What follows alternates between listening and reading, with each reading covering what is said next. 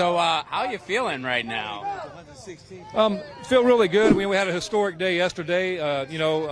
Yesterday the movement we got with GM, it's going to change the entire industry. So it was a massive thing that happened yesterday, and this is what I work for, these people, and this is what drives me. But the CEOs and the cronies forget about the working class, and they forget about one thing: we've got the power.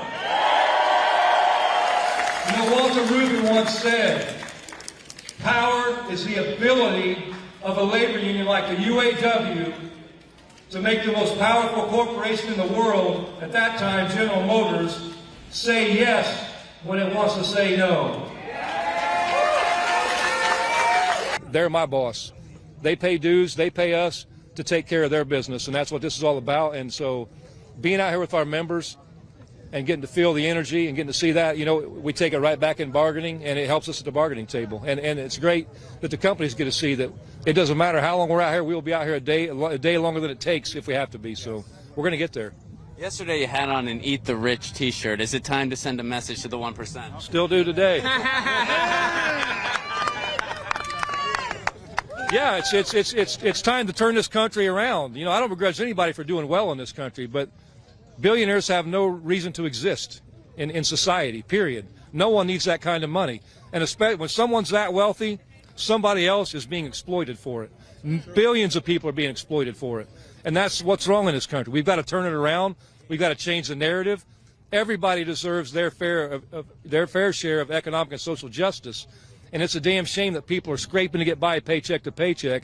And that's the reason why, is because it's creating more billionaires at the expense of the many. And no one around here gives a shit if another billionaire can build his own rocket ship and fly to outer space. That's not important to us. How do you feel this stands as far as just labor right now, and how important is this historically that we get a win? It's historic. It's important just for the entire working class. This isn't just a UAW fight. That's why there are other labor leaders out here. With AFA, Sarah Nelson and Stacey Davis Gates from the Chicago Teachers Union, and we're all in this together. But it's not just a union fight. It's a working class fight. It doesn't matter if you belong to a union or not. You deserve better, and you deserve your fair share. And that's what's got to get turned around in this country. We're made to feel guilty and to fear paying good wages. It's a shame. Federal minimum wage is still $7.25. That's a joke. Nobody can do anything with that kind of money. And it's not, they try to spin the narrative that this is for teenagers, and summer jobs. That's not what it's about. As FDR stated back when they were creating these standards, it's a living wage. It should be a wage that someone can make a living off of. It doesn't matter, and that should be the bare minimum that we set. We got to get back to setting the standard. People want to talk about making America great. That's what makes America great, when we set the standard and we set the example for the rest of the world. And we haven't done that in well over 40 years. How confident do you feel that, how close are we to the finish line? Yesterday on your live stream, you said we're making progress, but we're not quite there yet. What do you think it's going to take to get there? It's just going to depend on the companies. We could get there quick, but it's just a matter of them getting over the hump on some of these remaining issues. And obviously the EV battery decision yesterday with GM was huge, but we got to get it done at the other two. And and that's it's just a job security issue. I mean, when you look at the powertrain and the big three, that's 20% of the workforce in the big three. If there's nowhere for them to go, there's no future in us for this. And we're not going to stand for that. We have to have a just transition, however that works out. And not just that. We got to protect our plants from plant closings. There's Belvedere people that were here today, and you look at that situation. It wasn't because there wasn't work. It wasn't because of a recession that they shut that plant down. It's because of one thing, corporate greed.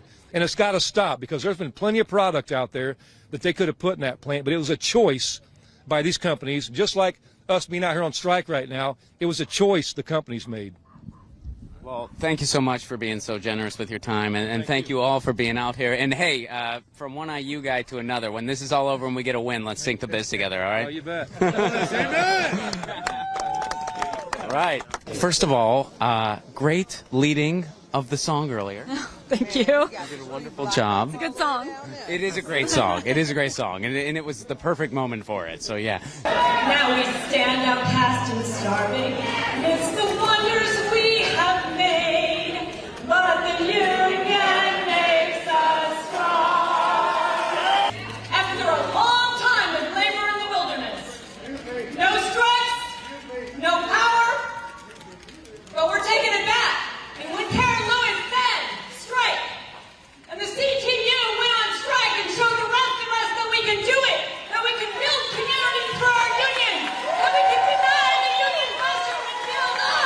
So how are you feeling so far about the event today?